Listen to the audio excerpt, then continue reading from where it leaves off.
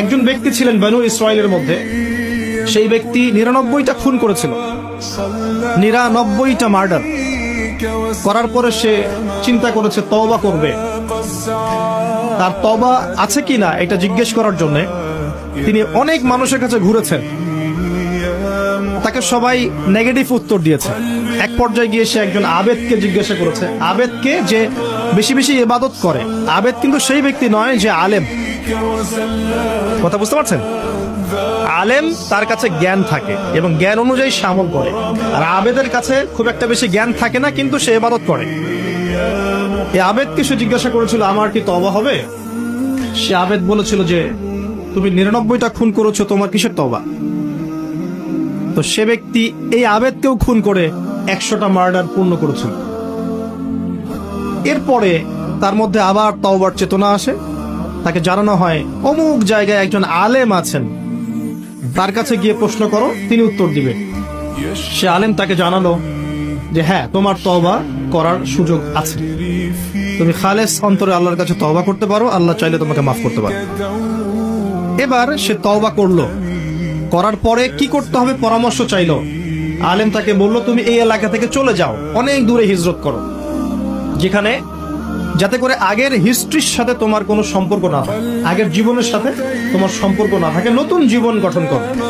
সে যেতে যেতে রাস্তায় মারা গেল এবং আল্লাহ রাব্বুল আলামিন জান্নাতের ফেরেশতা এবং আযাবের ফেরেশতা দুজনকেই পাঠালেন।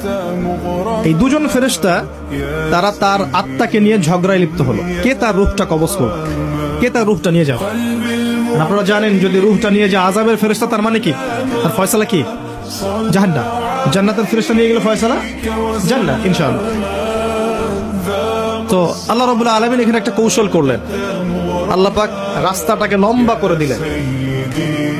সে তওবার জন্য যতটুকু এসেছিল এই রাস্তাটাকে আল্লাহ পাক লম্বা করে দিলেন ওই রাস্তার চেয়ে, যে রাস্তাটা থেকে সে যাচ্ছিল। আল্লাহ পাক কৌশল করে তাকে মাফ করে দিলেন। আল্লাহ পাক ফেরেশতাদেরকে বললেন রাস্তাটা পরিমাপ করে দেখো, কোন রাস্তার পরিমাপটা বেশি, সে যেখানে যাচ্ছিল সেটা না তওবার রাস্তা? তো তওবার রাস্তার লম্বা বেশি দেখালো, এতে করে আল্লাহ পাক তাকে মাফ করে দিলেন। আলহামদুলিল্লাহ, আল্লাহ পাকের দয়া। একজন মহিলা ব্যভিচারিণী, ব্যভিচার বোঝেন তো? আমি আবার আপনাদের ভাষা খুব একটা বুঝতে পারছি না। তো জিনা তো বোঝেন, হারাম সম্পর্ক, কাছে আসার গল্প শুনেছেন? কাছে আসার গল্প কার কাছে? একজন গায়রে মাহরাম পুরুষ একজন গায়রে মাহরাম মেয়ের কাছে যাবে, এই হলো গল্প। জিনা, ব্যভিচার। একজন ব্যভিচারিণী মহিলা একবার এক কুকুরকে পানি পান করিয়েছিল। কুকুরটা অনেক তৃষ্ণার্ত ছিল, সে তার মোজা খুলে কুয়ার ভিতরে নিয়ে সেখান থেকে পানি তুলে কুকুরকে পান করিয়েছে। এই আমলটার কারণে আল্লাহ পাক এই ব্যভিচারী মহিলাকে মাফ করে দিয়েছে। আরেকজন ব্যক্তি, তিনিও বনু ইসরাইলের। বনু ইসরাইল কারা ছিলেন তো? কারা? রোহিঙ্গারা? কারা? বনু ইসরাইল কারা? কার সন্তানদেরকে বনু ইসরাইল বলা হয় বলেন? শুধু ওয়াজ শুনলে হবে না তো, কিছু শিখতে হবে তো। ইব্রাহিম আলাইহিস সালামের দুই ছেলে, কয় ছেলে? একজনের নাম হচ্ছে ইসমাঈল আলাইহিস সালাম, একজনের নাম হচ্ছে ইয়াকুব আলাইহিস সালাম, সরি ইসহাক আলাইহিস সালাম। ঠিক বলেছেন, মাঝে মাঝে এভাবে বলতে হয় যাতে আপনি সঠিক বলছেন না ভুল বলছেন বোঝা যায়। একজনের নাম কি? ইসমাঈল, আরেকজনের নাম ইসহাক। ইসহাক আলাইহিস সালামের ছেলের নাম হচ্ছে ইয়াকুব আলাইহিস সালাম। কথা বুঝতে পারছেন? আর ইয়াকুব আলাইহিস সালামের বংশধরদেরকে বলা হয় বনু ইসরাইল। এবার মনে থাকবে ইনশাআল্লাহ। তো এই বনু ইসরাইলদের মধ্যেই বেশিরভাগ নবী এসেছেন। ইউসুফ, দাউদ, সুলাইমান, মুসা, ঈসা সব বনু ইসরাইলের মধ্যে। শত শত নবী সব বনু ইসরাইলের মধ্যে। আর ইসমাঈল আলাইহিস সালামের বংশে এসেছেন সর্বশেষ একজন নবী, তার নাম মুহাম্মদুর রাসূলুল্লাহ সাল্লাল্লাহু আলাইহি ওয়াসাল্লাম। তো বনু ইসরাইলের আরেকজন ব্যক্তি, সে প্রচন্ড পাপ করেছিল সারা জীবনে। মৃত্যুর আগে সে তার সন্তানদেরকে বলেছে যে আমি যখন মারা যাব আমার দেহটাকে আগুনে পুড়িয়ে ফেলবে, পুড়িয়ে অর্ধেক ছাই সমুদ্রে ভাসিয়ে দিবে আর অর্ধেক ছাই বাতাসে উড়িয়ে দিবে। আমি যত পাপ করেছি আল্লাহ পাক যদি আমাকে ধরতে পারেন তাহলে আমার আর রক্ষা নেই। তার ধারণা যে আল্লাহ তাকে ধরতে পারবেন, এটা ওর ধারণা। আকীদা, আকীদা কুফরি না? কুফরি বোঝেন না? যে বিশ্বাস করে যে আল্লাহ তাকে আবার পুনরুত্থিত করতে পারবেন না, এই আকীদা কি ঈমানের আকীদা না কুফরি? আকীদা কুফরি।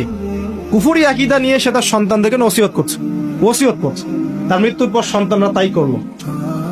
করার পরে আল্লাহ রাব্বুল আলামিন সাগরকে আদেশ করলেন ছাইগুলোকে জমা করে দাও, এবং বাতাসকে আদেশ করলেন ছাইগুলোকে জমা করে দাও। হাদিস কিন্তু সহিহ। প্রকৃতি আল্লাহর কথা শোনে না? প্রকৃতি আল্লাহর কথা শোনে না?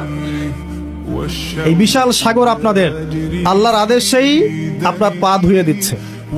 আপনি সামনে গিয়ে দাঁড়ান, আল্লাহর হুকুমে এই বিশাল শক্তিশালী সাগর আপনার পা ধুয়ে দিবে না?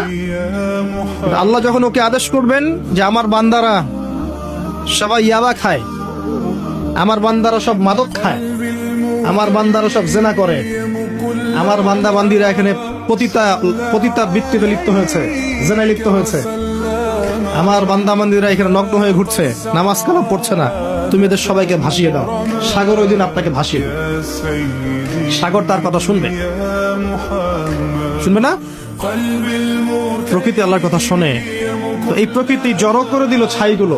জড়ো করে দেওয়ার পরে আল্লাহ পাক ওই ব্যক্তিকে আবার জীবিত করে বললেন যে তুমি এই কাজটা কেন করেছিলে? কোন কাজ?